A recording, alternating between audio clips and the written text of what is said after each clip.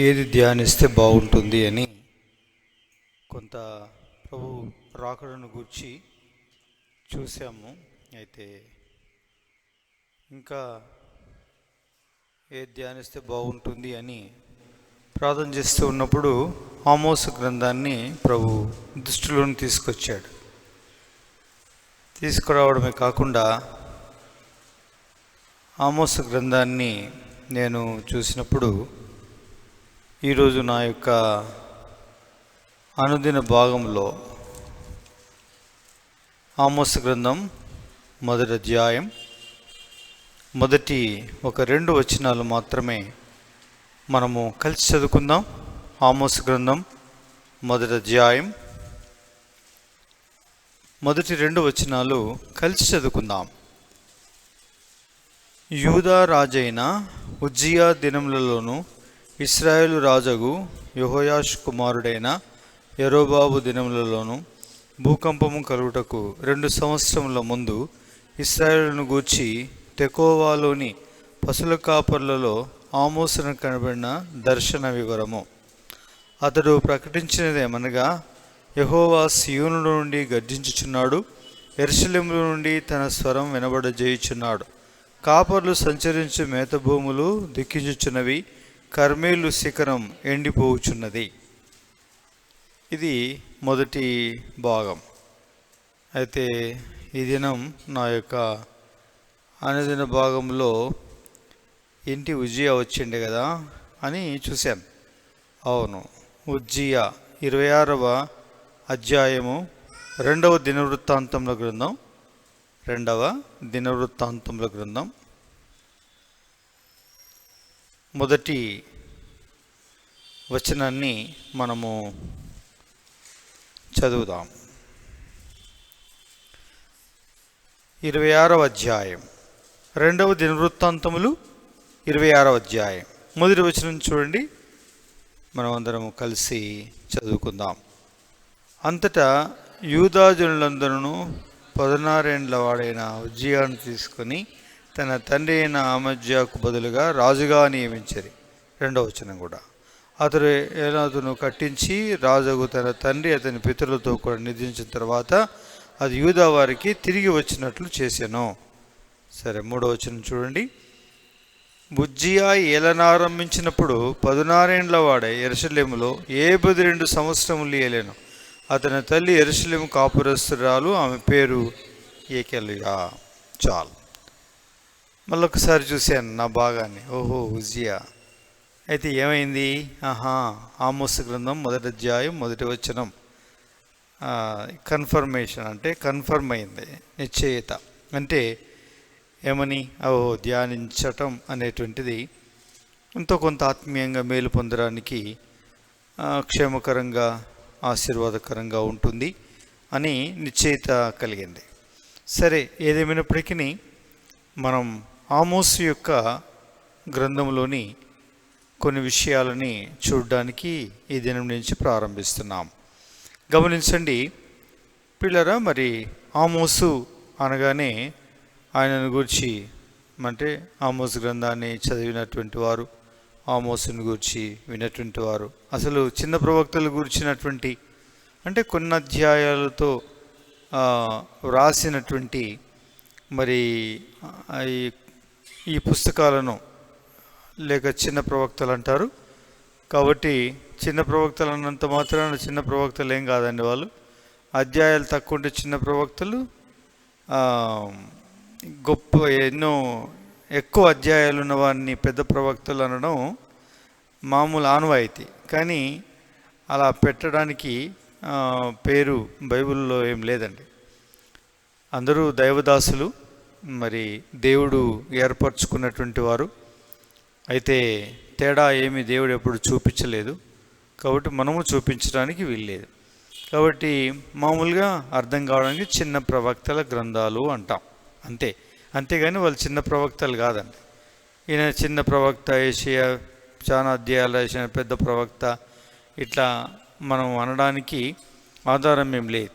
కాబట్టి ఏదో మనకు అర్థం కావడానికి చెప్తుంటాం. కానీ చిన్న ప్రవక్తల యొక్క గ్రంథాలను మనము చాలా సందర్భాల్లో నిర్లక్ష్యం చేస్తూ ఉంటాం. అదే మనకు వచ్చిన వాగ్దానాలు కూడా యెషయా గ్రంథంలో నుంచి వచ్చిందనుకోండి, అమ్మ బెల్లం గడ్డ దొరికినట్టు ఆలోచిస్తాం. ఏదో మంచిది వచ్చి ఉంటుంది అది. అది ఇంకా వేరేది ఎక్కడి నుంచి వచ్చినా కొద్దిగా అవునా సరే సరే అని చదువుతాం. అంటే యెషయా గ్రంథం పెద్ద గ్రంథం, ఆయన పెద్ద ప్రవక్తల గ్రంథం అని అందులో నుంచి వచ్చే వాగ్దానం పెద్దగా, దొడ్డుగా, బలంగా, చాలా గొప్పగా ఉంటుందని నమ్మకం, లేక మనకు అనిపిస్తుంది అట్లా. కానీ అట్లేం కాదండి. దేవుని యొక్క వాక్యము ఆదికాండం నుంచి మొదలుకుంటే ప్రకటన గ్రంథం సమాప్తము అనే మూదాకా అన్నీ సరి సమానమే ప్రభువు యొక్క వాక్యే. కాబట్టి మనం అర్థం చేసుకోవటంలో వ్యత్యాసం ఉంటుంది. సరే, ఏదేమైనప్పటికీ ఇప్పుడు మనం ఆమోసు అంటే ఆయన గురించి అనగానే ఆయన ఎవరు, ఆయన బ్యాక్గ్రౌండ్ ఏంటి అని తెలుసండి? చెప్పండి, తెలుసా? బ్యాక్గ్రౌండ్, ఆయన పశువుల కాపరి. ఏం కాపరి? పశువుల కాపరి. అంటే ఈ ఆమోసు గ్రంథం మొదటి అధ్యాయము ఈ మొదటి వచనాన్ని చదివి మొదటి వచనం చివరిలో ఏముంది అంటే, ఇశ్రాయేలును గూర్చి తెకోవాలోని పశువుల కాపరులలో ఆమోసునకు కనబడిన దర్శన వివరం. పశువుల కాపరి అనగానే కొంచెం కన్నులు చెమ్మగిలినవి. అంటే దేవుడు ఏర్పరచుకున్నది, దేవుడు మాట్లాడింది, దేవుడు దర్శనం ఇచ్చింది, అంతా దేవుని అభిషేకం ఇచ్చింది. ఎక్కువ సింపుల్గా మాట్లాడుకుంటున్నాం మనం. మనకు సింపుల్గా మాట్లాడుకుంటేనే గొప్ప విషయాలు మనకు అర్థమవుతాయి. ఇక నేను స్టైల్ కొట్టుకుంటూ మాట్లాడుతూ ఉంటే నేను ఎక్కడో అవుతుంటే మీరు ఎక్కడో అవుతారు. కాబట్టి ఇంకోటి ఏంటంటే, రికార్డ్ చేస్తున్నారంటే చాలా రీల్ కట్ అయిపోద్ది.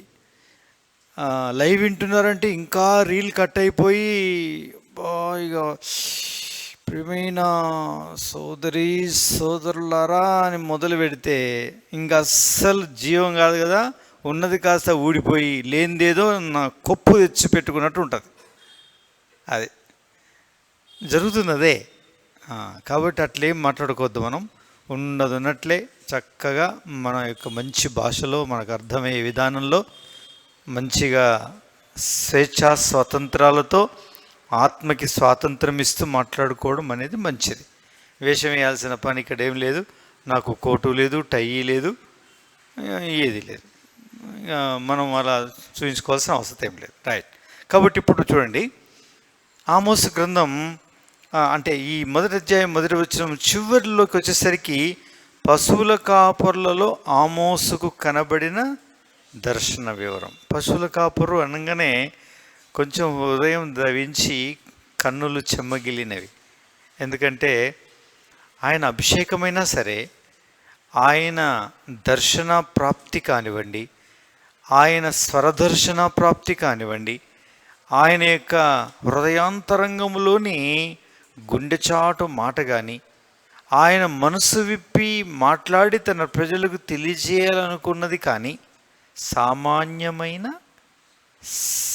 సామాన్యమైన జీవనము చేసేటువంటి పామరులైన అధిక పాండిత్యము లేని వారితో దేవుడు మాట్లాడి, దేవుడు తన వాగ్దర్శనమిచ్చి, స్వరదర్శనాన్నిచ్చి, తన దర్శనాన్నిచ్చి, సామాన్యమైన విధానంలో సామాన్యమైనటువంటి వ్యక్తుల ద్వారా ఆయన బలమైనటువంటి జీవం కలిగిన వర్తమానములను, సమాచారాన్ని దేవుని ప్రజలకు అందించాడు. అంటే ఏ రాజులు, ఏ ప్రధానులు, ఏ ఎడ్యుకేటెడ్స్ దేశంలో అధిక శాతం, జాతిలో అధిక శాతం ఎవరిని చులకనగా చూసి వారంటే లెక్క ఎవరు చెయ్యరో, వాళ్ళు ఎందుకు ఏ లెక్కలోనికి రారో, రాని వారి ద్వారా దేవుడు తన యొక్క హృదయాంతరంగపు మాటని, తన గుండె చాటు అనేక సత్యములను ఆయన బయలుపరిచాడు, తెలియజేశాడు. అంతేగాని రాజనగరంలో ఉన్నవారికి, రాజ దర్బారులో ఉండేవారికి, రాజసింహాసనాల మీద కూర్చుండేవారికి, రాజభోగములు అనుభవించేవారికి, కీర్తి ప్రతిష్టలు గడించినటువంటి వారికి దేవుడు తెలియచేసి వారి వలన బయలుపరచలేదండి. ఎక్కువ అండి సామాన్యంగా. కాబట్టి ఆమోసు పశువుల కాపరి అని ఒక సామాన్యమైనటువంటి భాషలో ఒక సామాన్యమైన పనిచేసే ఈయనకి పిల్లరా ఒక అద్భుతమైన బలమైనటువంటి ఒక చక్కటి మరి వర్తమానాన్ని తన ప్రజలకు అందించాలనుకున్నాడు. అనుకొని ఏది దాచిపెట్టకుండా ఉన్నది ఉన్నట్లు అన్నిటినీ పిల్లరా మరి తెలియచేశాడు. ఆయన కూడా ఏమాత్రం లెక్క చేయకుండా ఎవరైనా కావచ్చు వారికి చెప్పవలసి వచ్చినప్పుడు ఆయన చెప్పుకుంటూ వెళ్ళిపోయాడు. చూసారా పిల్లరా? అందుకోసమని మరి దేవునికి ఇష్టమైన వారెవరో, దేవుని అభిషేకం పొందిన వారెవరో, దేవుని యొక్క గుండెచాటు మాట, ఆయన మనస్తత్వాన్ని ఎరిగిన వారెవరో పిల్లరా మనకు అర్థమైపోయింది. చూసారా?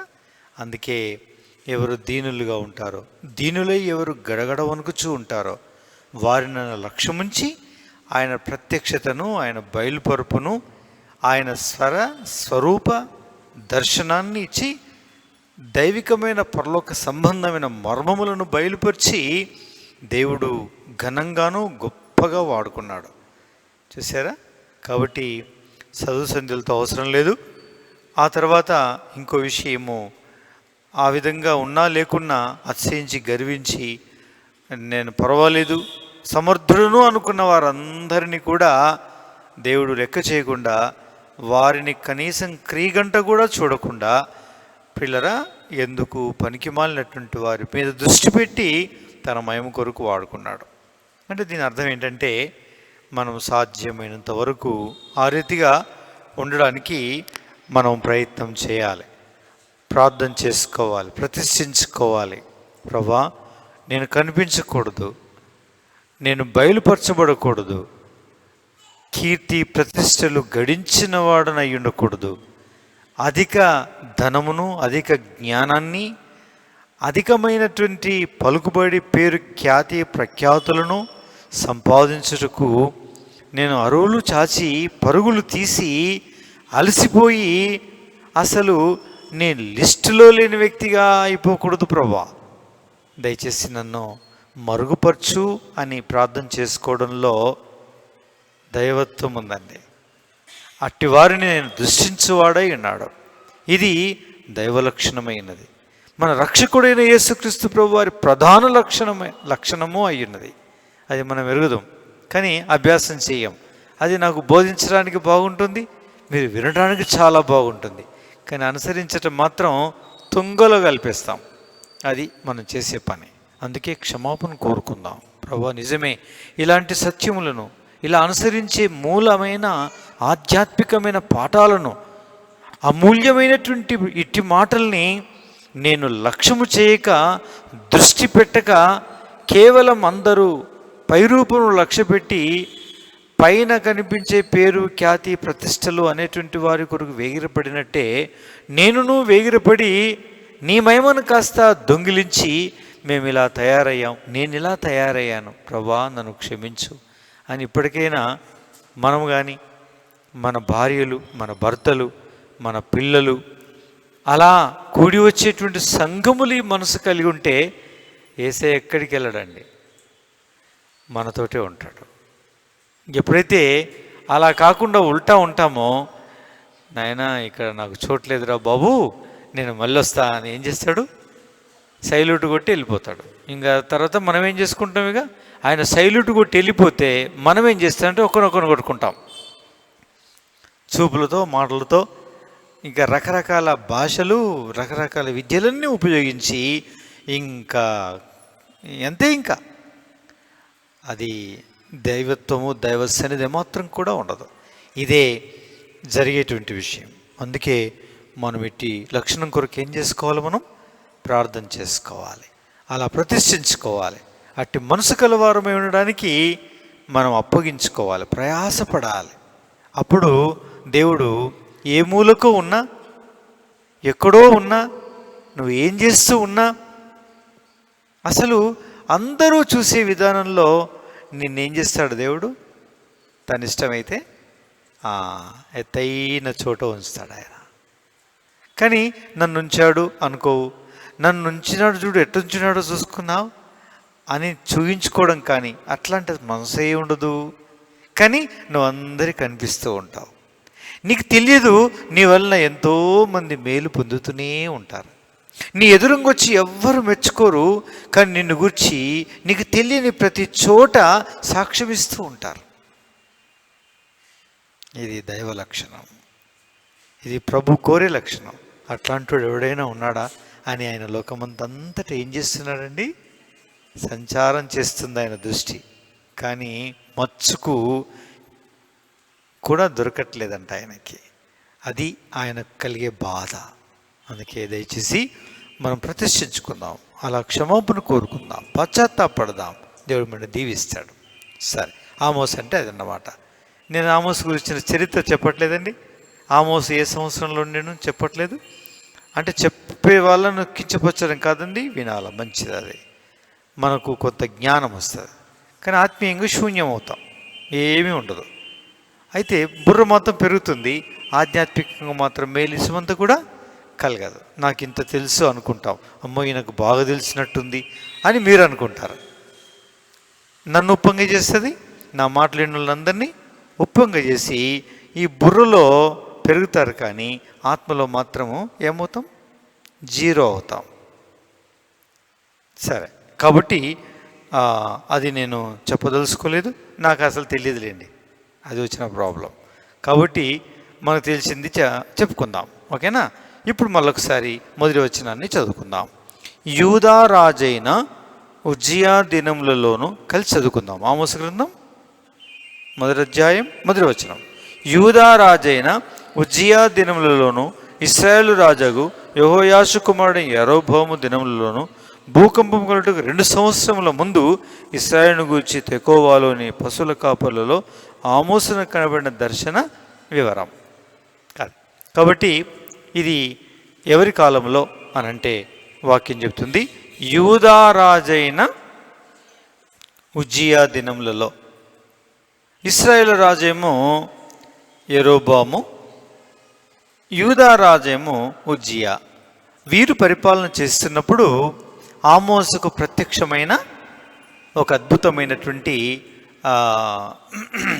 స్వరస్వరూప దర్శనం, దాన్ని వివరించాడు.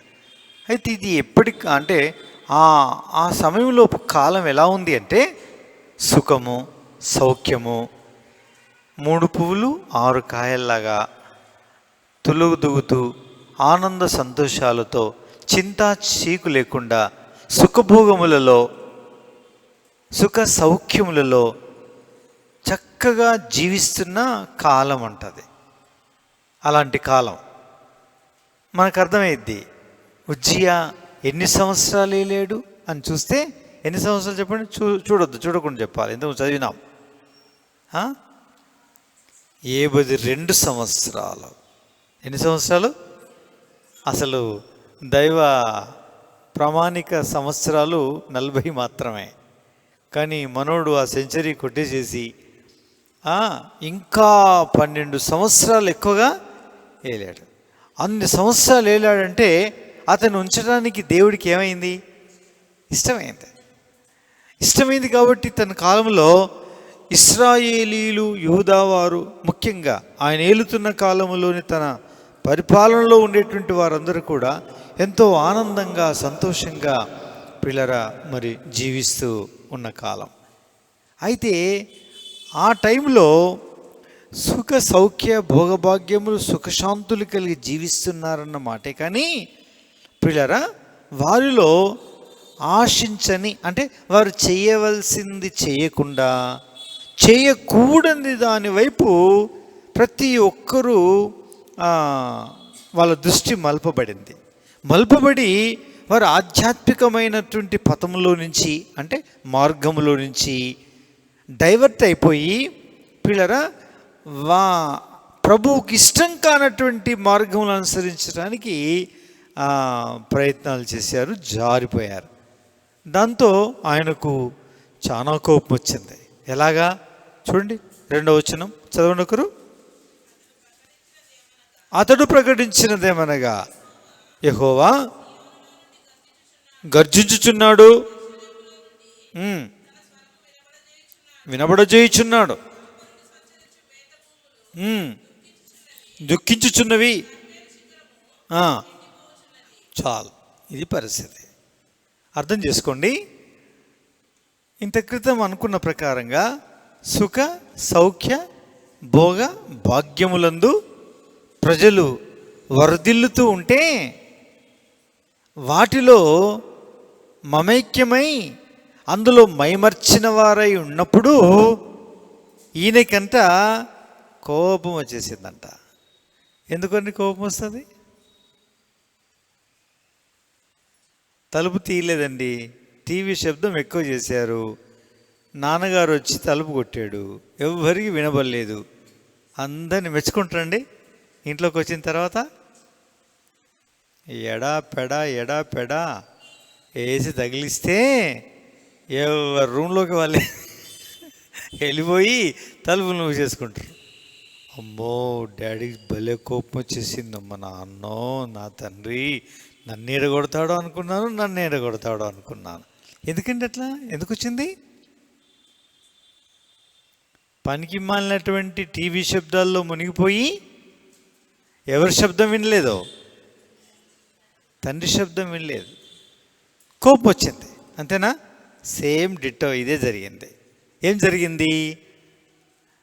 వాళ్ళకు కలుగుతున్న సుఖ సౌఖ్య భోగభాగ్యములు, ఇహ సంబంధమైన ఐహిక విచారములు లేక ఐహిక సంబంధమైనటువంటి సుఖ సౌఖ్యాలు వాళ్ళని మతిమరిపించేసి అసలు తండ్రి స్వరాన్ని వినకుండా తయారయ్యారు. వాళ్ళ గోడలో వాళ్ళు ఉన్నారు అంతే. ఇంకా చూసారా, అదే పరిస్థితి సంభవించింది. అందుకే ఆయన సియోను నుండి గర్జించినాడు, యెరూషలేములో నుండి తన స్వరాన్ని వినబడజేశాడు అని రాయబడింది. చూసారా, ఇది సంగతి. కోపం వచ్చింది ఆయనకి. ఎవరికి? దేవుడి కోపం వచ్చింది. కోపం వచ్చేసి ఇంకా ఏమేం చేయాలో అవన్నీ చేసి పడేసేసాడు. ఏంటిది చేసింది? ఏం చేశాడు చూడండి.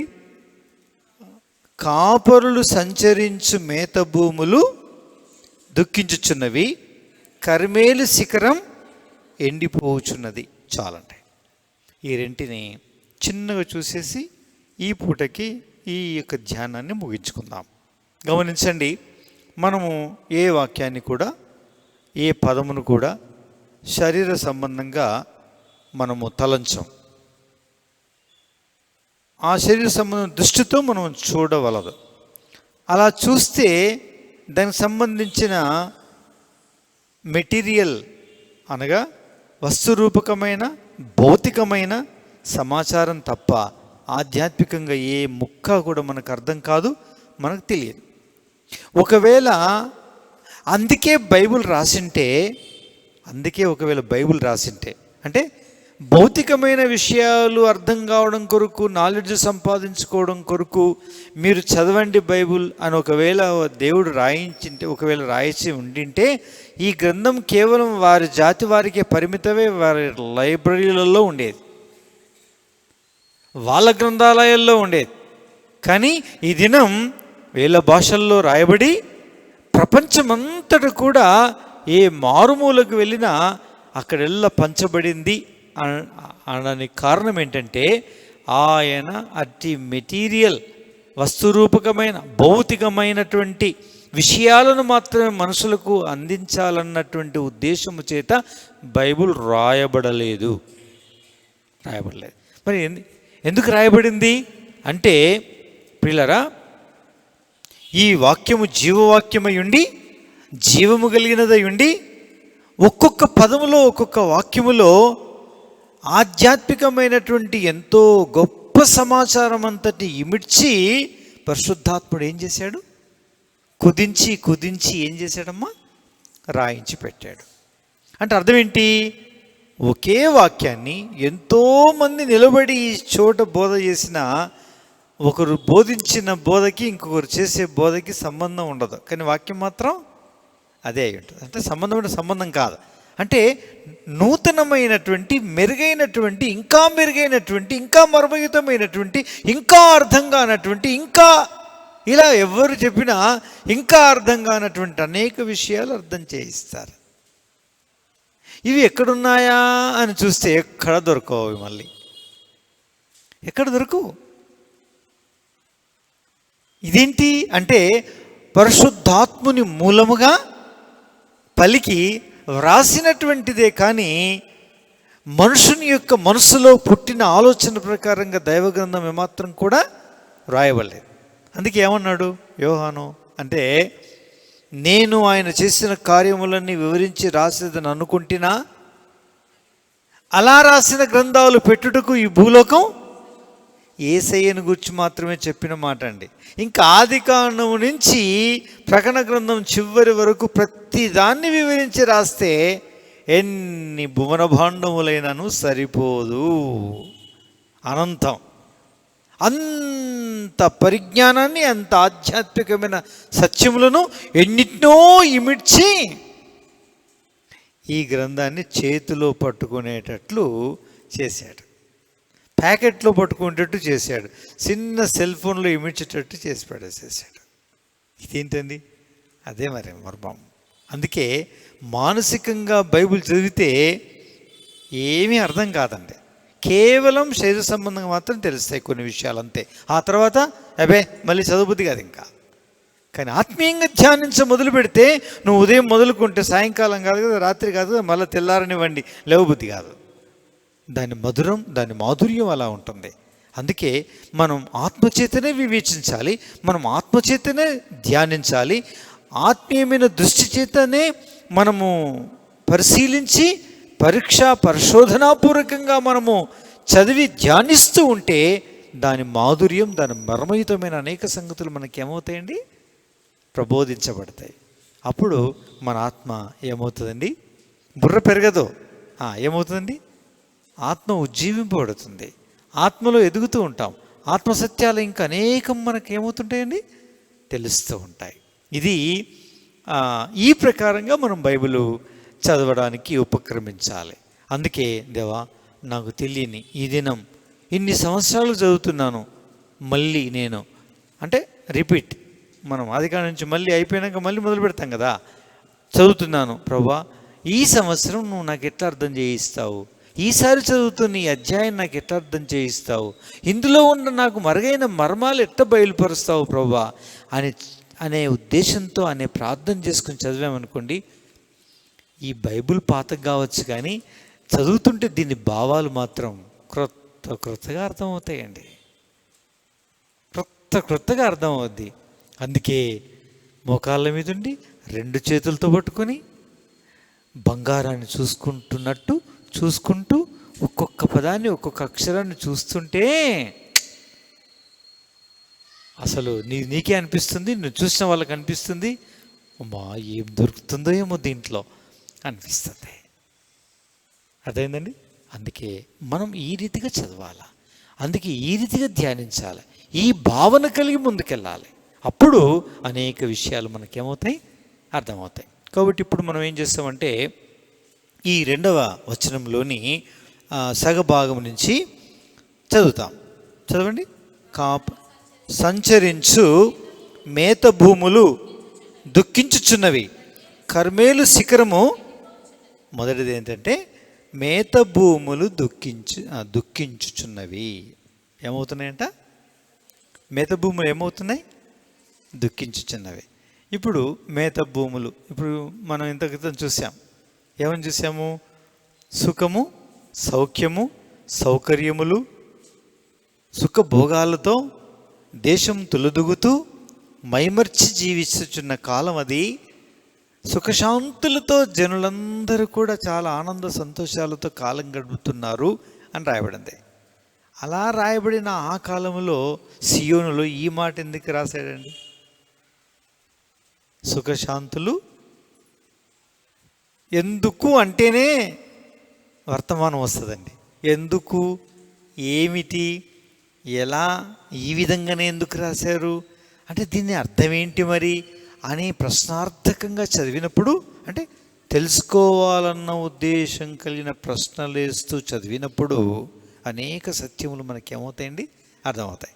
ఇప్పుడు మనం ఒక ప్రశ్న వేసుకుంటున్నాం, అవుగని ఇంత సుఖ సౌఖ్యము కలిగిన సమయంలో అసలు మేతభూములు దుఃఖించడం ఏంటి అనే ప్రశ్న వేసినప్పుడు అక్కడ మనకు ఆధ్యాత్మికమైన సమాధానం వస్తుంది. అసలు సుఖము సౌఖ్యం అనేది మేతభూములన్నీ కూడా మేత మేయడానికి అనుకూలంగా ఉన్నప్పుడే కదండి. పచ్చని మెరక కలిగినటువంటి ప్రదేశంలో మందలనేకము పుష్టిగా మేసి మంచి ఒకటికి బదులు 2 పిల్లల్ని 3 పిల్లల్ని వేసి పొదుగు బాగా కలిగి ఉండి చక్కటి పాలనిస్తూ వెన్న, పాలు, నెయ్యి, ఈ పాల ఉత్పత్తులు ఇవన్నీ కూడా కలిగినప్పుడే కదండి సమృద్ధి అనేటువంటిది. మరి సమృద్ధి అని అన్న తర్వాత మరి మేత భూములు దుఃఖించుంటే దీని అర్థం ఏంటండి? అదే కాబట్టి ఇక్కడ మేత భూములు అంటే ఇప్పుడు మనము అర్థం చూడబోతున్నాం. అదేంటో తెలుసండి, ఏమట? కాపర్లు సంచరించు మేత భూములు ఏమవుతున్నాయి? దుఃఖించుచున్నవి. అర్థం చేసుకోవాలి.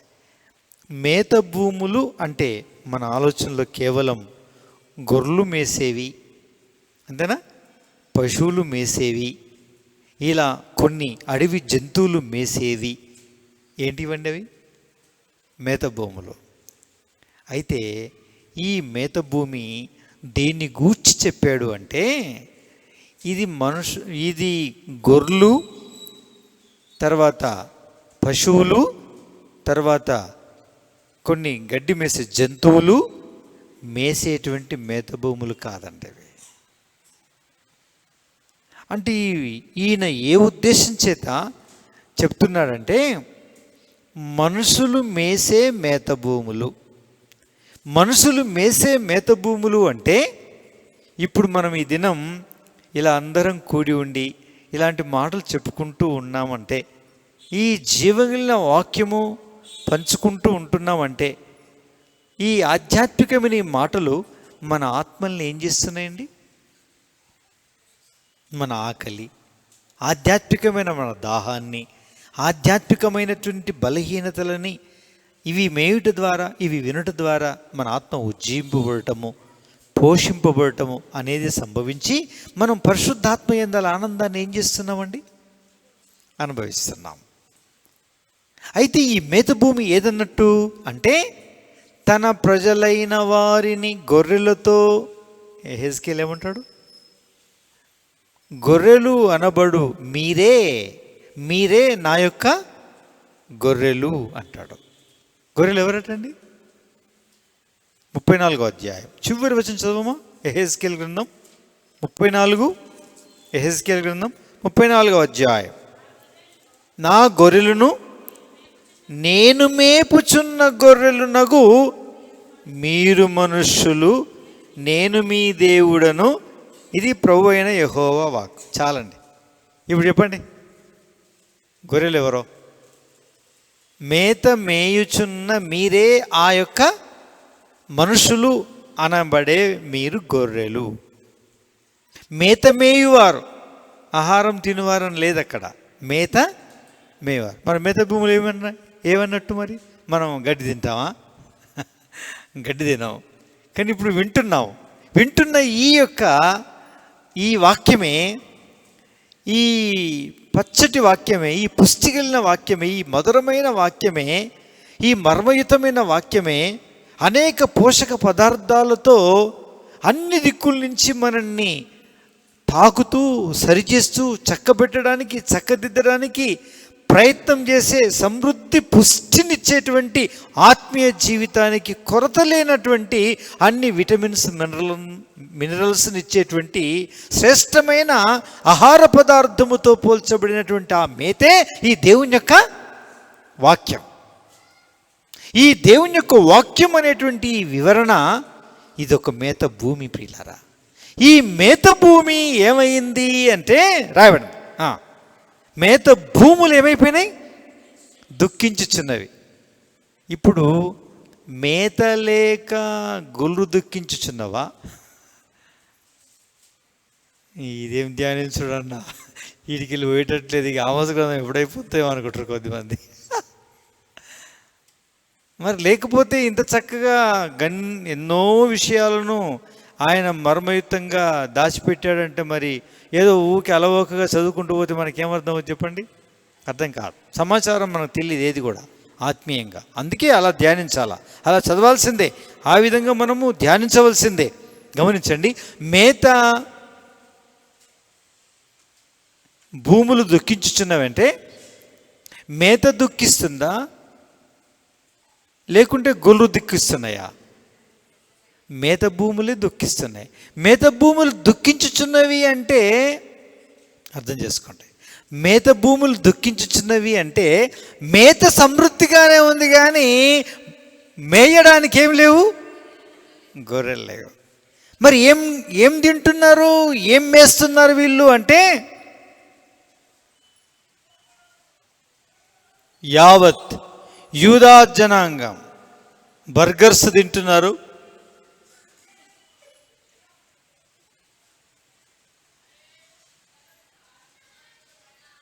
కర్రీ పాప్స్ తింటున్నారు, ఎగ్ పాప్స్ తింటున్నారు. ఆ దినాల్లో ఇప్పుడు ఎట్లయితే మనం యూట్యూబుల్లో వీడియోలు చేసి పెట్టినటువంటి రకరకాల మనుషులు చేసిన ఆహార పదార్థాలు, ఆ కరోనా వచ్చింది ఏంటో కానీ వంటలు అనేకులు నేర్చుకున్నారండి. రకరకాలైనటువంటి వంటలు, బిర్యానీలు చేసుకొని తినడం జరిగిందా? జరిగింది. అలా అనేకమైన వంటలు, అనేకమైనటువంటి పానీయాలు, అనేకమైనటువంటి రకరకాలవన్నిటి చేత చక్కగా కడుపు నింపుకుని జల్సా చేస్తూ పిల్లరా అసలు ఆత్మకు కలిగేటువంటి మేతను ఏం చేసినారు? వాళ్ళు మర్చిపోయారా లేదా? కరోనా కాలంలో ఎక్కువ దెబ్బతిన్న దేశం ఏదో చెప్పగలరా? పెద్ద దేశం ఏదో చెప్పగలరా? అమెరికానేనా? అంటే ఉన్నాయి ఇంకా వేరే దేశాలు, కానీ పెద్దన్న అంటారు, పెద్ద దేశం అంటారు కదా. మనం తెలిసిన విషయమే. అగ్రరాజ్యం రెండోసారి కూడా, మూడోసారి వచ్చినప్పుడు కూడా చాలా నష్టాన్ని వాళ్ళు అంటే నష్టపోవాల్సి వచ్చింది. అదేందండి, అప్పుడు ట్రేడ్ ట్రవర్స్ బిన్ లాడెన్ కొట్టినప్పుడు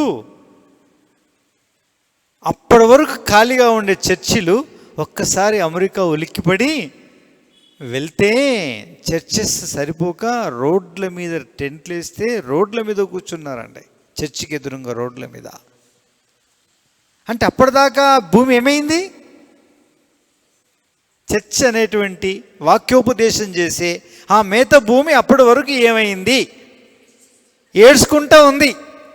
రండ్రో బాబు రండి అంటే ఎవడు వచ్చేటోడు లేడు. బ్రదర్ నాకు టైం లేదు బ్రదర్, టైమ్ ఈజ్ గోల్డ్, అసలు నాకు వీలు పడదండి. పనికి మనోళ్ళు, పని లేనోళ్ళు, రిటైర్డ్ అయిపోయినటువంటి వాళ్ళు, చేతగానోళ్ళు చదువుతారండి బైబిల్, కానీ మనకు టైం లేదన్నారు. కానీ అది అయిన తర్వాత మాత్రం తలగీక్కుంటూ ప్రతి ఒక్కడు పరిగెత్తుకొని వచ్చాడు. కరోనా కంటే ముందు బైబిల్ దుమ్ము దులుపకి ఎంతకాలం అయిందో, కరోనా కాలంలో దులిపారు చూడండి, దుమ్ము దులిపారు. అది దులిపింది, దాని దుమ్ము కూడా మనం ఏం చేసినాం? దులిపినాం మనం కూడా. అందుకే పిల్లరా మేత భూములు ఏమైనాయి? దుఃఖించుచున్నవి. ఈ దినాల్లో పిల్లరా మరి దేవుని యొక్క మాట ఆ కాలంలోనే కాదు, మేత భూములు ఏమవుతున్నాయమ్మా? దుఃఖించుచున్నవి. ఏవి ఆ మేత భూములు అని అంటే దేవుని యొక్క వాక్యమును ప్రబోధించే, దేవుని యొక్క వాక్యమును వివరించే, దేవుని యొక్క వాక్యమును పంచిపెట్టే, దేవుని యొక్క వాక్యమును వడ్డించేటువంటి పిల్లరా దేవుని ఆలయాలు, దేవుని మందిరాలు, దేవుని సహవాసాలు, దైవ గ్రంథ పఠన ప్రదేశాలు పిల్లరా దుఃఖించేటువంటి పరిస్థితి. ఈ దినం మన ఇంట్లో ఉండే బైబిల్ దుఃఖిస్తుంది. ఈ దినం ఫ్యామిలీ పేరు చేసుకోవడానికి అమ్మ నాన్న ఇద్దరే లేచి, అందులో ఆమె సహకరిస్తే సరే, లేకపోతే ఆయన ఒక్కడే, లేకుంటే ఆమె ఒక్కతే, అంతే. ఇంకా ఒకరు రాకపోయారని ఇంకొకరు దుఃఖించుకుంటూ బాధపడుతూ ఆ దినపు ఆరంభపు భాగాన్ని చదువుకొని పిల్లరా మరి కుటుంబ ప్రార్థన లేకుండా పడుకొని, కుటుంబ ప్రార్థన లేకుండా, కుటుంబ ఆరాధన లేకుండా దినాన్ని ప్రారంభించి దుఃఖముతో కన్నీటితో ఉన్నొక్కరు మాత్రమే చదువుకొని లేక తనంతట తాను చేసుకొని దుఃఖించుచు ఆరంభించి దుఃఖించుచు ముగించే కుటుంబములు ఈ కాలంలో కూడా ఎన్నో ఉన్నాయి. పిల్లరా ఈనాడు చర్చెస్లో కూడా ఏం చేస్తున్నాయి? మేత భూములు ఏమవుతున్నాయి? దుఃఖించుచున్నవే. మేత భూములు దుఃఖించుచున్నవి. అంటే మరి నన్ను నేనున్నట్టు నా అరల్లోకి వెళ్ళి, నా ఆంతర్యంలోకి వెళ్ళి, నా యొక్క కూకుడు వేళ్ళలోకి వెళ్ళి నన్ను లోపల నుంచి పైకి తీసుకుని వచ్చి నన్ను వివరించి నన్ను గూర్చినటువంటి విషయాలు చెప్పుదామని అనేవాడు లేడు. ఒకవేళ అలా చెప్పుదామని అనుకుంటే వినేవాడు లేడు. అలాగా మేత భూమి మేత సిద్ధము చేసి వేసేవాడు లేక, వేస్తే తినేవాడు లేక, ఈ రెండు వర్గాల కొరకు కూడా మేత భూమి ఏం చేస్తుందండి? దుఃఖిస్తూ ఉంది. ఇదే ఈ దినాల్లో జరుగుతుంది. అందుకే ఆ కాలంలో అక్షరాల అన్ని సుఖ సౌఖ్యములు ఉన్నవి, కానీ మేత భూమి మాత్రం ఏం చేస్తూ ఉండింది? దుఃఖిస్తూ ఉంది. చూసారా? కాబట్టి మనం ఇక్కడ ఒక విషయాన్ని మన మనసు మీద తెచ్చుకొని మనం ఈ సమయంలో మనము ఈ వాక్యాన్ని మనము ఎలా ప్రతిక్షేపించుకోగలము, మనం ఇట్టి వాక్యానికి మనం ప్రతిష్ఠించుకోగలము, ఇందులో మనదెంతవరకు పాత్ర అయ్యున్నది, మనము ఎంతవరకు మనం అన్వయించుకోవడానికి యోగ్యమైన ఉన్నది అనే దాన్ని యోచించుకోవాల్సిన వారమైనాం. అప్పుడు పరిశుద్ధాత్ముడు ఇలా అంటాడు, ఏమని? బిడ్డ, ఒక్కసారన్నా ప్రభువా ఈ దినం నేను చదువుతున్న బైబిల్ ఈరోజు నువ్వు ఎలా మాట్లాడుతావు తండ్రి, నాతో మాట్లాడండి. నీ వాక్యం నాకు, నీ వాక్యంలోని మధురస్వరాన్ని నాకు వినిపించి ఈ దినమంతా విషయాన్ని జ్ఞాపకం చేసుకుంటూ ఈ దినపు నీ మధురపు మాటలతో నేను మధుర స్మృతులతో దినాన్ని గడిపే కృప నాకు ఇవ్వు తండ్రి అని ప్రార్థించగలుగుతున్నావా? ప్రార్థించాం. అసలు వాక్యంలోని మాధుర్యమే మనకు తెలియదు. ఆ వాక్యంలో మాధుర్యాన్ని జుర్రి నేను నా ఆత్మ ఉజ్జీవింపబడాలన్న ధ్యాసనే మనకు లేదు పిల్లారా. ఇక నీ విషయమై నీ చేతిలో ఉండే నీ బైబులే దుఃఖించదా చెప్పండి? మేత భూమి దుఃఖించదా? దుఃఖిస్తుంది. బోధకుడు చేసేటువంటి పని బోధకుని విషయమే దుఃఖిస్తుంది. వినేవారు లేక చర్చికి సంబంధించిన, దేవుని సంఘానికి సంబంధించిన వాక్యోపదేశం చేసేటువంటి స్థలం కూడా దుఃఖిస్తుంది. ఏమని దుఃఖిస్తుంది? అయ్యయ్యో, నన్ను గూర్చి పట్టింపు కలిగి, నన్ను గూర్చి ధ్యానించి, నన్ను గూర్చి సత్యమును ఎరగగలిగేటువంటి మధుర వాక్యాన్ని వినేటువంటి వారు, ఆ మధురాన్ని మధురంగా వడ్డించేవాడు అయ్యయ్యో లేరే అని ఈ మెతభూమి ఏం చేస్తుందండి? దుఃఖిస్తుంది. ఇది మనకు క్షేమకరమైన సూచన కాదు. ఇది శుభ సూచన కాదు. ఆమోస్ మెల్లగా మొదలుపెట్టాడు. ఇది మనకు శుభ సూచన అందుకే ఆయన గర్జిస్తున్నాడు. అందుకే ఆయనకు కోపం వచ్చింది. అందుకే ఆయన తన స్వరాన్ని యెరూషలేములో నుంచి కేకలేసి తన స్వరాన్ని వినిపిస్తున్నాడు అని దేవుని యొక్క వాక్యంలో ఆమోసు తెలియచేశాడు. ఏంటయ్యా, ఏంటమ్మా, మీ సుఖ సౌఖ్యాల్లో, మీ భోగభాగ్యాల్లో, ఆనంద సంతోషాల్లో తులుదూగుతున్నారు. ఇదే ఆనందం, సంతోషం అనుకుంటున్నారు. భోజన పదార్థములు దేవుని యొక్క రాజ్యం కాదు, పరిశుద్ధాత్మ యందలి ఆనందం. అది దేవుని యొక్క రాజ్యం అంటే. దేని బట్టి దేవుడు ఆనందిస్తారనుకుంటున్నారు మీరు అని తను కేకలేసి చెప్పమని దేవుడు ఆమోసు యొక్క గొంతులో నుంచి కేకలేసి తన మేత భూములను గురించి ఏం చేస్తున్నాడండి? బాధపడుతున్నాడు.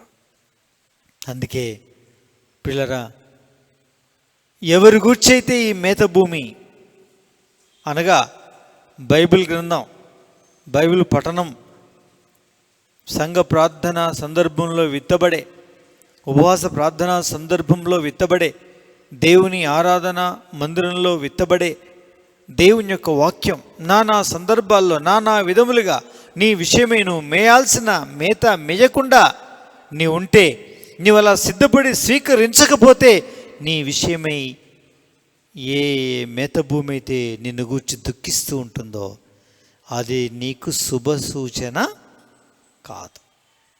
అందుకే చిన్న ప్రార్థన చేసుకోవాలి. ఏమని చేసుకోవాలి? ప్రభువా, దయచేసి నీ యొక్క మేత భూమి నన్ను గూర్చి ఏం చేయకూడదు స్వామి, దుఃఖించకూడదు. ప్రభా, అది నాకు క్షేమకరం కాదు, అది నాకు ఆశీర్వాదం కాదు, అది నాకు శుభ సూచన కాదు, అది శుభం కాదు ప్రభా, అది నాకు మంచిది కాదు. నువ్వు గర్జిస్తావు, నువ్వు కోపిస్తావు.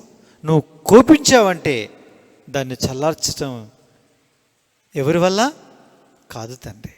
కాబట్టి నన్ను మన్నించండి, నన్ను మీరు క్షమించండి దేవా. నా విషయమై ఇక మీదట ఈ దినం నుంచి నీ మేత భూమి అది ఏదైనా కావచ్చు, నన్ను గూర్చి ఏమాత్రం కూడా ఏం కాకూడదు, దుఃఖించకూడదు. అమ్మ చక్కటి వంట చేస్తుందండి, లెక్క పెట్టుకుంటుంది, బాగా ఆలోచిస్తుంది. విశ్వాస అయితే ప్రార్థన కూడా చేస్తుంది. బాగా చేసి ఏది ఎలా వేయాలి, ఎంత వేయాలి, ఎంత రుచికరమైన విధానంలో చేయగలిగితే అంత మంచిది అని శత ప్రయత్నాలు చేసి వంట చేస్తుందండి. వంట చేస్తుంది. ప్రధానంగా 2 కొడుకులు, వాళ్ళే సగం పాత్ర తినగలరు.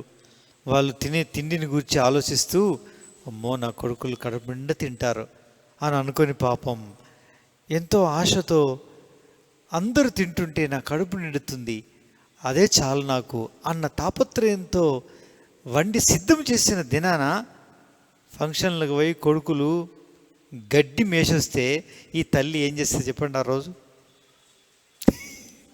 ఏమంటారు చెప్పండి? ఫంక్షన్ కాదు, ఎక్కడో గడ్డి మేసి వచ్చారు. గడ్డి మేసి వచ్చారు, గుంటలోనియో ఏదో తాగి వచ్చారు. పనికి మారింది, కంపు కొట్టేది.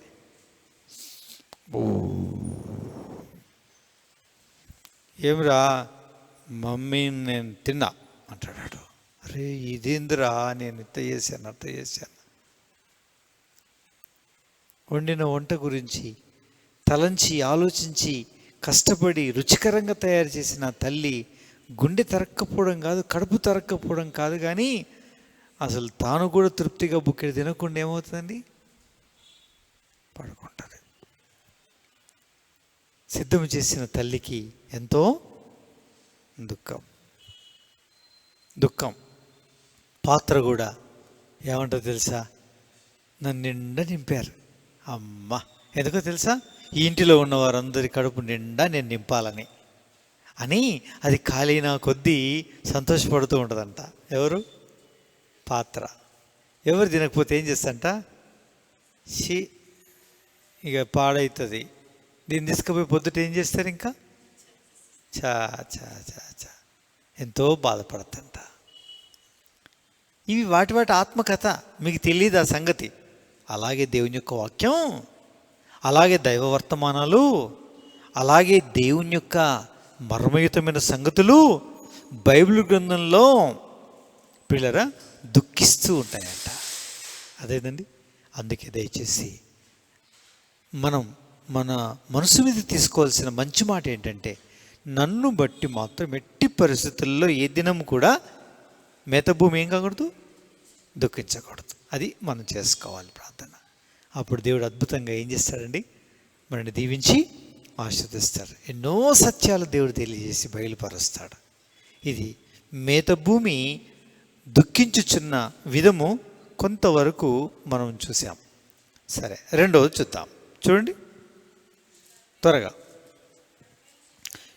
కర్మేలు శిఖరము ఎండిపోవుచున్నది. కర్మేలు శిఖరం ఏమైందంట, ఎండిపోతుంది. కర్మేలు శిఖరం ఎండిపోవచ్చున్నది అని అంటే, కర్మేలు అంటే అర్థం ఏంటో తెలుసండి. కర్మేలు అంటే అర్థం ఏంటంటే తోట లేక ఫలభరితమైన భూమి అని అర్థం. వనం, తోట, వనం, ఫలభరితమైన భూమి అనే ఆ శిఖరం ఏమైందంటమ్మా, ఎండిపోవచ్చున్నది. ఏమవుతుందంట, ఎండిపోవచ్చున్నది. గమనించండి. అయితే ఇక్కడ ఎండిపోయేటువంటి తోటను, ఎండిపోయేటువంటి వనాన్ని, ఎండిపోయేటువంటి ఫలభరితమైనటువంటి భూమిని మనం చూస్తున్నాం. పిల్లరా, ఏంటిది ఇది అంటే, ఇవన్నీ కూడా ఒకే అర్థాన్ని ఇస్తున్నప్పటికీ కొంచెం అందులోనే వేరు అర్థములు కలిగి ఉన్నది. సరే, అవన్నీ చూడడానికి సమయం లేదు, భవిష్యత్తులో దేవుని చిత్తం మీద చూద్దాము. తోట, వనం, ఫలభరితమైన భూమి ఏమైందంట, ఎండిపోవచ్చుంది. చూడండి, అంటే ఈ ఎండిపోవచ్చున్నటువంటి తోట, వనం, ఫలభరితమైన భూమి ఏంటండి అని మనం గమనిస్తే పిల్లరా, ఆ వనం, ఆ తోట, ఆ యొక్క ఫలభరితమైన భూమి, ఆ తోట, ఆ యొక్క వనం ఎవరో కాదండి, అది ఫలితం ఇచ్చేటువంటి మనమే.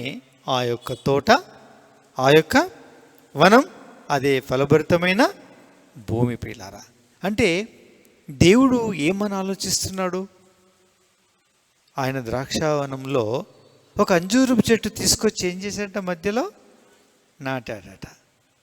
నాటి ఫలమును వెదక వచ్చాడు, కానీ ఫలం ఏం కాలే, కనిపించలేదు. కనిపించకపోతే ఏమన్నాడు, గొడ్డలు తీసుకో కాపరి, తోటమాలి, దాన్ని నరికేసి, దీనివల్ల ఈ స్థలం వ్యర్థం కావద్దు అని చెప్పాడు. దీనివల్ల స్థలం ఏం కావద్దు, వ్యర్థం కావద్దు.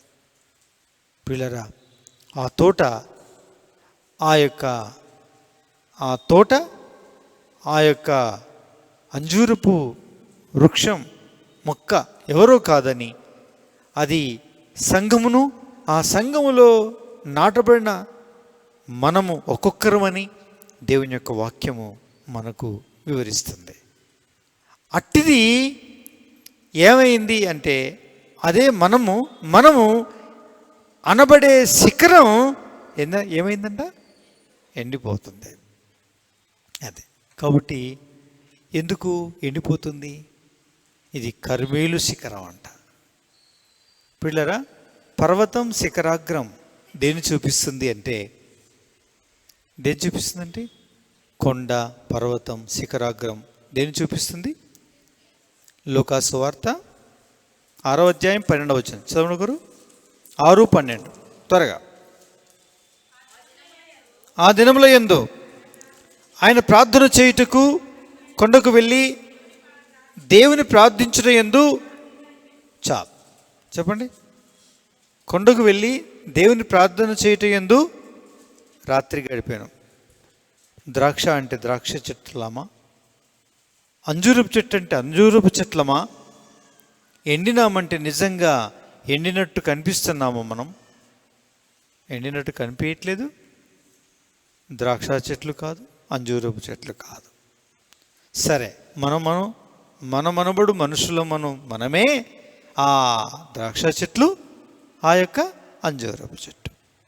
మొత్తం మీద మాత్రం తన కాలమందు ఫలమిచ్చే చెట్టులాగా ఉండాల్సినటువంటి మన బ్రతుకు జీవితం ఎలా ఉంది అని అంటే పిల్లరా, ఎండిపోయింది అని రాయబడుతుంది. ఎందుకండి ఎండిపోయింది? కొండ, పర్వత శిఖరాగ్రం దేని చూపిస్తుంది అంటే, ప్రభువారంట సాయంకాలం కాగానే ప్రార్థన చేయుట యందు గడుపుట కొరకై ఆయనకి ఎక్కడికి వెళ్ళాడు? అది పిల్లరా అంటే అర్థం ఏంటంటే, ఎప్పుడు మనం వాస్తవికంగా ఫలభరితమైన జీవితాన్ని, ఫలవంతమైన సారవంతమైనటువంటి చక్కటి ఏ కాలమందు పూయాల్సిన పూత పూసి, కాయాల్సిన కాత కాసి, ఇవ్వాల్సిన పనులు ఇచ్చేవారంగా ఉంటాము అంటే, నా ప్రియమైనటువంటి వాళ్ళరా, కర్మేలు శిఖరాగ్రం మీద ఉంటేనే. అంటే దాని అర్థం ఏంటండి? ప్రార్థన యొక్క జీవితము కలిగి ఉండి, ఆ ప్రార్థన జీవితము కలిగి ఉంటూ అక్కడ ప్రవహించేటువంటి కాలువ, ఏరు, నది, ఆ నీరు ఎవరన నాటబడినటువంటి వారముగా ఉండిన ధర్మశాస్త్రమునందు దివారాత్రములు దాన్ని చదువుతూ దాన్ని ధ్యానించువాడు తన కాలముందు ఫలమిచ్చే చెట్లాగా ఉంటాడు. వాడు చేసిందంతా కూడా ఏమైపోతుంది? ఫలభరితం అవుతుంది అని రాయబడింది. ఈ ఫలభరితమైనటువంటి జీవితం లేకుండా కర్మేలు పర్వత శిఖరం ఏమైందమ్మా? ఎండిపోయింది. కాబట్టి ఇప్పుడు చూడండి, మన బ్రతుకు జీవితాల్లో వ్యక్తిగత జీవితం చూడండి, కుటుంబస్థ జీవితం చూడండి, సంఘ జీవితం చూడండి, ప్రతి చోట చూడండి. కానీ ప్రార్థనలు ఉంటాయి, నడుస్తూనే ఉంటాయి. అంటే శిఖరం ఉంటుంది, కానీ ఆ శిఖరంలో నువ్వు ఉండాలి కదా. శిఖరంలో నువ్వు ఉండాలి కదా. ఏంటిది? ఏదో ఉండే ఇది ఈరోజు బెస్తారం కాదు కదా. కాదక్క, ప్రార్థన. అవునవును, పోయిరా. అయ్యో అక్క, నువ్వు వస్తావని నేను అనుకుంటాను. ఇవేం వస్తా నేను? అబ్బో, నేను పోయినప్పుడు ఎవరు వచ్చాను?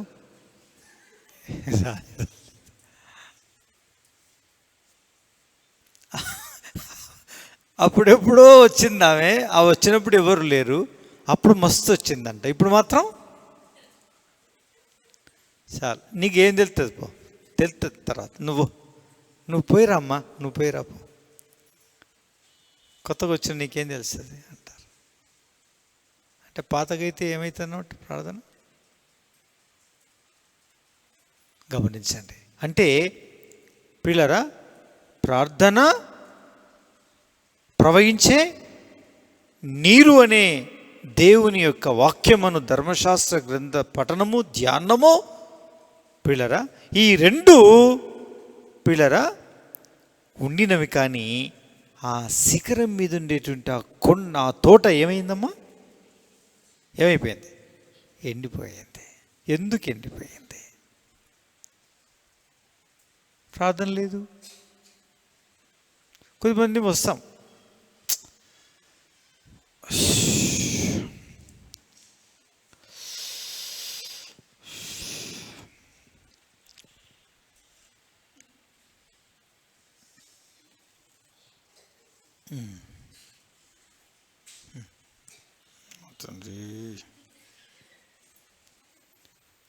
ఇవన్నీ సీసీ కెమెరా పెట్టి తీసి దాని ఒక స్క్రీన్ పెట్టి ఒకవేళ డిస్ప్లే చేస్తే మాత్రం అది ప్రార్థనే అవుతుందండి? ప్రార్థన వాతావరణమేనా అది?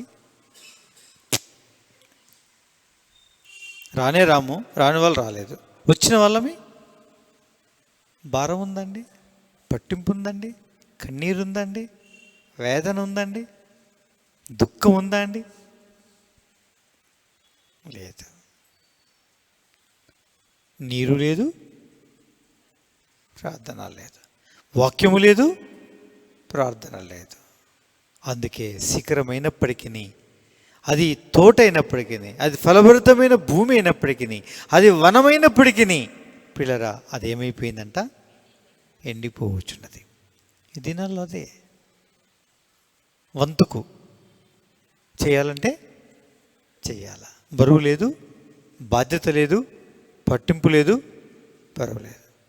ఇప్పుడు ఇప్పుడు ఇప్పుడు ఈ పరిస్థితుల్లో గొడవ జరిగే ప్రతి చర్చిలో, బ్రదర్ ఇదంతా గొడవ ఎందుకు, ప్రార్థన చేద్దాం రండి బ్రదర్ అంటే అట్లా అన్నవాడు పిచ్చోడు. అట్లా అనేవాడు ఎవరండి? ఏది బ్రదరు భలే మాట్లాడుతున్నాం, చేద్దాం ప్రార్థన చేస్తుడేనా, ఇప్పటిదాకా చేయలేదా మనం, మళ్ళీ చేయమా, చేస్తాం కానీ ఇప్పుడైతే ఇది, కానీ ఇప్పుడైతే పోలీస్ స్టేషన్ పోదాం, మొట్టమొదటి ప్రయత్నం చేద్దాం. వాతావరణం అంతా ఏమైపోయిందండి, కలుషితమైపోయింది. మారిపోతే బాగానే ఉండే, కలుషితమైంది, దుర్గంధంతో నిండింది,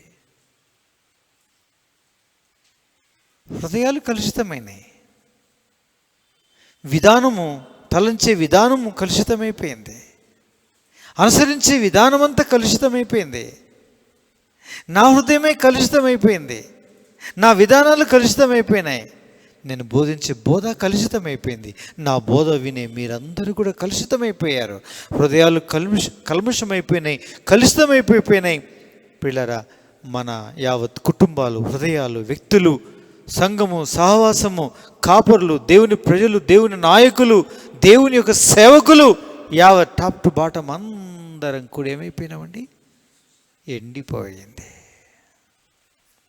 కర్మేలు పర్వత శిఖరం ఏమైందండి, ఎండిపోయింది.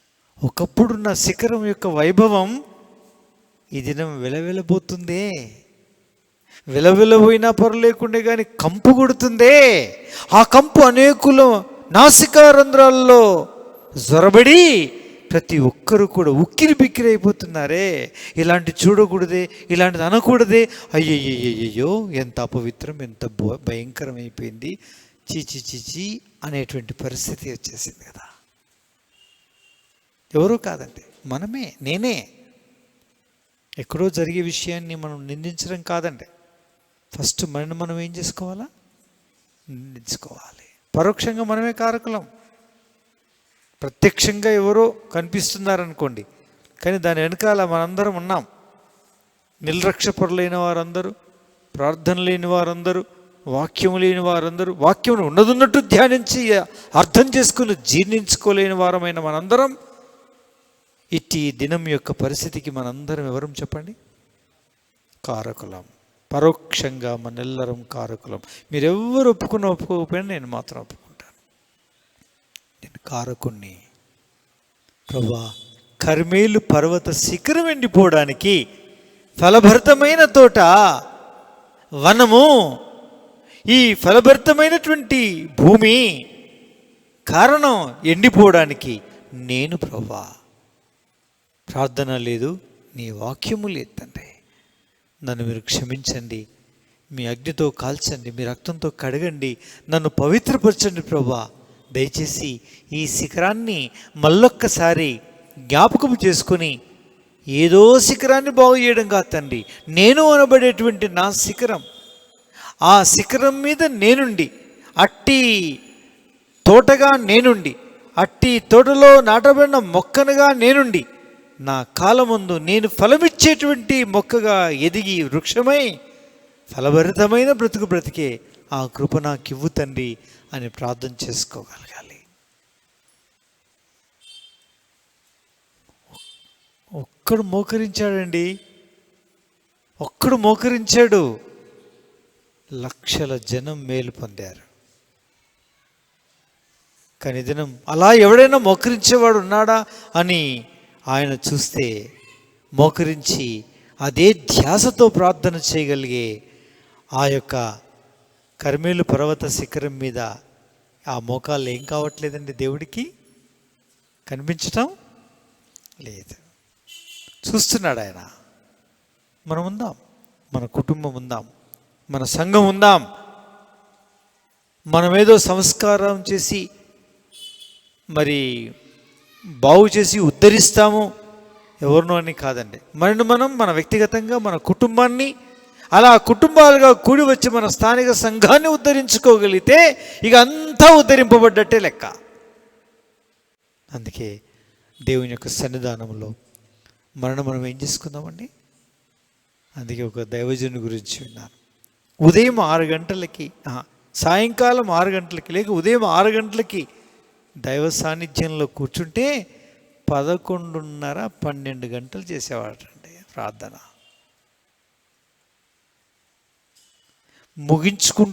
ముగించుకుంటాడు పలానా సమయానికి అన్నప్పుడు సిద్ధమై తనని లేపి కూర్చోబెట్టవలసి వచ్చేదటండి. లేపి కూర్చోబెడితే కొద్దిసేపు నిలవబెట్టి, కొద్దిసేపు కూర్చోబెట్టి, కొద్దిసేపు అయితే తప్ప మళ్ళీ యథావిధిగా నడక సాగించి ముందుకు కొనసాగేవాడు కాదంట. ఆయనను వాడుకున్నటువంటి కర్మేలు పర్వతం నిజంగా ఫలభరితమైనటువంటి భూమి, తోట, వనం, సస్యశ్యామలమైన, కాత కాసేవి కాత కాస్తూ, పూత పూసేవి పూత పూస్తూ, ఫలించేవి ఫలిస్తూ ఉంటే పిల్లరా 365 రోజులు ఏ కాలం ముందు ఇవ్వాల్సిన చెట్టు ఆ కాలం ముందు ఫలమిస్తూ ఉంటే ఆ తోటంతా పచ్చదనమేనండి. ఇది పిల్లరా 5 నిమిషాలు ఓర్చుకోలేం, 10 నిమిషాలు ఓర్చుకోలేం, అర్ధగంట ఓర్చుకోలేం, గంట ఓర్చుకోలేం, ఇంకా 2 గంటలు ఎక్కడ, 3 గంటలు ఎక్కడ, కంటిన్యూస్గా అట్లీస్ట్ కనీసం 5 hours ప్రేయర్ చేసేవాడు ఎవడైనా ఉన్నాడా అని దేవుడు తొంగి చూద్దాం అనుకుంటే లేదు. ఇక పర్వతం యొక్క శిఖరం ఏమవుతుందండి? కర్మేలు పర్వత శిఖరం ఏమవుద్దండి? నీరు లేవు, కాలువ లేదు, ఏరు లేదు, నది లేదు, సుక్క తడిపేటువంటి గతి లేదు, మంచు పడ్డ పాపం లేదండి అక్కడ. అలాంటప్పుడు ఇంకేముంటుంది చెప్పండి? ఇది మనకు పుట్టినటువంటి, మనకు చుట్టుకున్న దరిద్రం పీలరా. ఇది ఎండిన బ్రతుకులు ఎందుకండి? ఎండిన ఎడారి హృదయాలు ఎందుకండి? ఎండిన ఎడారి ఎండుటాకుల యొక్క తోరణాలు ఎందుకండి మన యొక్క జీవితాల్లో? ఏందండి గలగల శబ్దాలు? ఎందుకండి ఈ యొక్క భయంకరమైనటువంటి బీటలు వారిన పరిస్థితి? ఎందుకండి ఇదంతా? నా ప్రియులరా, పర్వత శిఖరం ఏమైంది? ఎండిపోయింది. ప్రార్థన లేదు, దైవ వాక్యము లేదు. వాక్యం ఉన్నప్పటికీ వాక్యం లోతులు లేవు. ఆ లోతుల్లోకి వెళ్ళి తీసుకొచ్చే నాదుడు లేడు. తెస్తే వినేవాడు దిక్కు లేడు పిల్లారా. కాబట్టి క్షమాపణ కోరుకుందాం. ప్రభువా, ఇదేంటి స్వామి? ఇదంతా ఎప్పటి పరిస్థితి అండి? ఆమోసు కాలం యొక్క పరిస్థితి. ఆమోసు కాల పరిస్థితి అయితే ఆ గ్రంథానికి ఆ కాలంలోనే ప్రాధాన్యత ఉండాల్సింది. కానీ యుగాంతం వరకు కూడా ఇంకా రాసి పెట్టాడు. ఎందుకండి? యుగాంతం అందున్న మనకు బుద్ధి కలుగుటకు, సిగ్గు రావడానికి, ఇప్పటికి చదివి బుద్ధి తెచ్చుకొని ఇట్లా ధ్యానించి హృదయంలో ఖిన్నమై కన్నీరు కార్చి ప్రార్థించాలని మనకు బుద్ధి కలగడానికి ఏం చేశాడు? పరిశుద్ధాత్ముడు వ్రాయించి పెట్టాడు. ఆ కాలానికి ఈ కాలానికి మళ్ళీ కాలాన్ని కాదండి, మొదటి నుంచి యుగాంతం వరకు కూడా అది ఉండవలసినటువంటి వాక్యమే. ఆ విధంగా ఉండాలి, మనం మేలు పొందాలని పరిశుద్ధాత్ముడు రాయించి పెట్టిన ప్రియమైన గ్రంథం అండి ఇది. అందుకే మనం ప్రభువుకు ప్రతిష్ఠించుకుందాం, క్షమాపణ కోరుకుందాం. దేవుడి వాక్యాన్ని దీవించునుగాక. ప్రార్థన చేసుకుందాం. మోకరించండి. ఈ దినం మన దృష్టిలోకి తీసుకుని వచ్చిన అన్నారండి, దృష్టిలోనికి తీసుకుని వచ్చిన ఈ మాటలన్నింటినీ కూడా నెమరు వేసుకుందాం. ప్రభువా, నన్ను జ్ఞాపకం చేసుకో, నాలో కార్యమును జరిగించండి తండ్రి. నాయనా, నీ కృపను దయచేయి, నీ కృపను చూపించండి ప్రభువా. ఒక్క నిమిషం మౌనంగా పిల్లరా, నిజముగా మన జీవితం, మన బ్రతుకు మేత భూమి మన విషయమే దుఃఖించకూడదు కదా.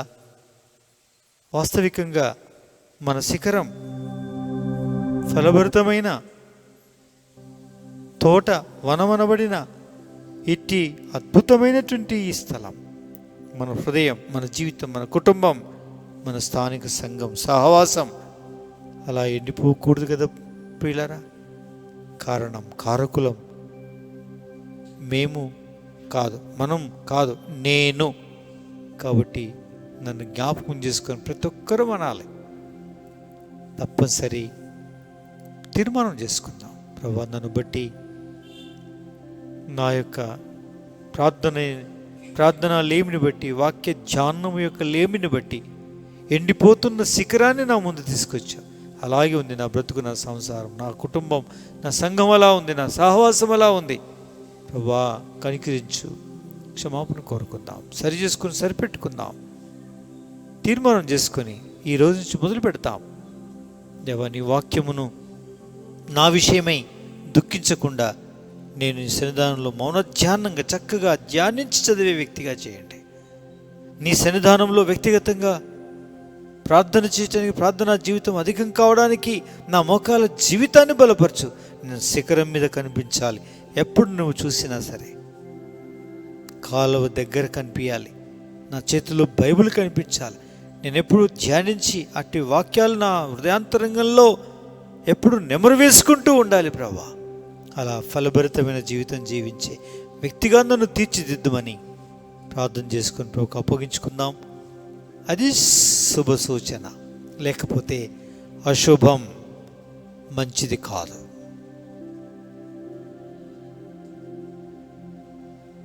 ప్రార్థన చేసుకుందాం. అన్నగారు ప్రార్థన చేస్తారు. ప్రేమగల మా పరలోకపు తండ్రి, సర్వ సృష్టికర్తవైన మా గొప్ప దేవ, నీ ప్రియ కుమారుడు మా రక్షకుడు యేసుక్రీస్తు వారి అతి పరిశుద్ధ నామములో మీ పాద సన్నిధానములో చేరి సియోను మందిరములో నీ ప్రజలముగా కలిసి మీ మెల్లని స్వరాన్ని వినడానికి మీరిచ్చిన చక్కటి సమయాన్ని బట్టి మీకెంతో వందనాలు, స్తుతులు, స్తోత్రాలు చెల్లిస్తున్నాం.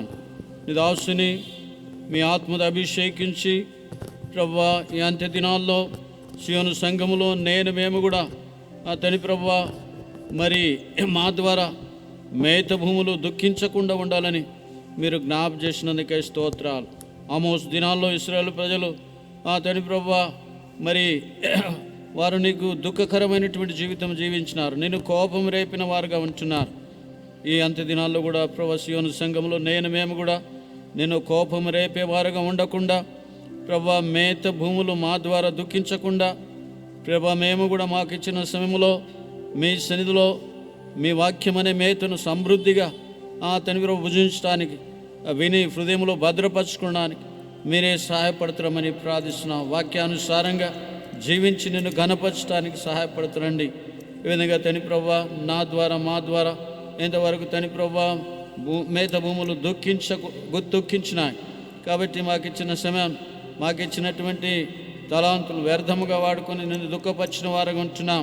ఆ విధంగా ఉండకుండా ఈ దినం నూతన విధానంలో ప్రతిష్ఠించుకొని నా ద్వారా మా ద్వారా మేత భూములు దుఃఖించకుండా ప్రభువా, నీ వాక్యాన్ని సమృద్ధిగా మేము విని దాన్ని అనుసరించి నడిచేవారుగా సిద్ధపరచమని ప్రార్థిస్తున్నాం. కర్మేలు పర్వతము పాడైపోయాను కాబట్టి, కర్మేలు తోట పాడైపోయాను కాబట్టి తని ప్రభువా, ప్రార్థన జీవితాలు లేక మేమందరం కూడా పాడైపోయిన పరిస్థితిలో ఉంటున్నాం. ఈ దినం రాత్రి కాలశంలో నీ దాసుని ద్వారా మీరు మాతో హెచ్చరించినారు, మమ్మల్ని దర్శించినందుకే స్తోత్రాలు. ప్రార్థన జీవితంలో కొదవగొండకుండా మాకు సమయం దొరికినప్పుడల్లా నీ సన్నిధిలో ప్రార్థించి ఫలించే ఫలభరితమైనటువంటి జీవితాలు జీవించాలని ప్రభువా మీరు కోరినందుకే స్తోత్రాలు. మిగిలిన మా జీవితాలు ప్రభువా, కర్మేలు అనుభవంలో, ప్రార్థన అనుభవంలో ముందుకు సాగడానికి సమయం దొరికినప్పుడల్లా నీ సన్నిధిలో కనిపెట్టేవారముగా, నీ సన్నిధిలో నీ ప్రార్థించి జవాబు పొందేవారముగా, నీ చిత్తాన్ని నెరవేర్చేవారముగా ప్రభా, శత్రువుకు చోటు ఇవ్వకుండా ప్రభా మీషన్లో కనిపెట్టేవారుగా నన్ను మమ్మను కూడా సిద్ధపరచమని ప్రార్థిస్తుంటున్నాం. మానవ బలి ద్వారా విత్తబడిన వాక్యం మా ఇన్న హృదయాలు నీరు కట్టి ఫలించమని ప్రార్థిస్తుంటున్నాం. ఈ విధంగా తని ప్రభా, వచ్చిన ప్రతి బిడ్డను బట్టి స్తోత్రాలు. వారి అక్కర్లు, కొరతలు, సమస్యలు, ఇబ్బందులు ఎరిగినటువంటి దేవుడు వారి అక్కర్లను కూడా మీరు తీర్చమని ప్రార్థిస్తున్నాం. దాసుని బట్టి స్తోత్రాలు, కుటుంబాన్ని బట్టి స్తోత్రాలు, మనకిచ్చిన పరిచయను బట్టి స్తోత్రాలు. ఇంతవరకు కూడా ప్రభు ఆ రీతులుగా మీరు వాడుకొని మహిమ పొందినందుకే స్తోత్రాలు. ఈ విధంగా సీయోను సంఘానికి దాసుని ద్వారా బైబిల్ స్టడీ ద్వారా ఆ రీతులుగా ఇంతవరకు కూడా మమ్మల్ని నూతన విధానంలో సిద్ధపరుస్తూ వచ్చినందుకే వందనాలు చెల్లిస్తాం. దాసుని దీవించి ఆశీర్వదించమని, వచ్చిన ప్రతి బిడ్డను కూడా దీవించి ఆశీర్వదించమని యేసుక్రీస్తు వారి పరిశుద్ధ నామములో ప్రార్థించి వేడుకొనుచున్నాము తండ్రి, ఆమేన్. మన పరలోకపు తండ్రి యొక్క ప్రేమయు, రక్షకుడైన యేసుక్రీస్తు కృపయు, పరిశుద్ధాత్మ యొక్క అన్యోన్య సహవాసం కుడిచుని బిడ్డలకు ఇప్పుడునో సదాకాలం తోడైండునుగాక. ఆమేన్.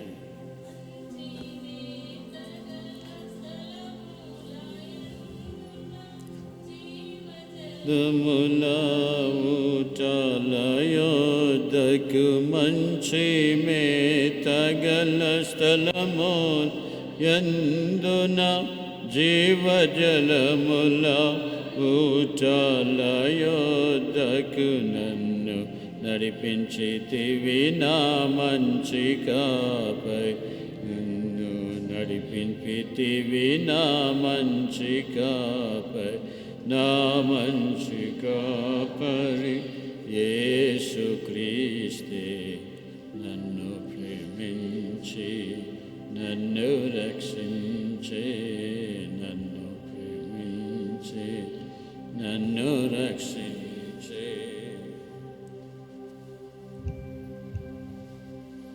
అందరికీ ప్రైజ్ ది లార్డ్. రేపు మర్చిపోకండి 11 గంటలకు ఉపవాస ప్రార్థన, తిరిగి నైట్ ఆల్ నైట్ ప్రార్థన కలిగి ఉంటాం దుర్గానగర్.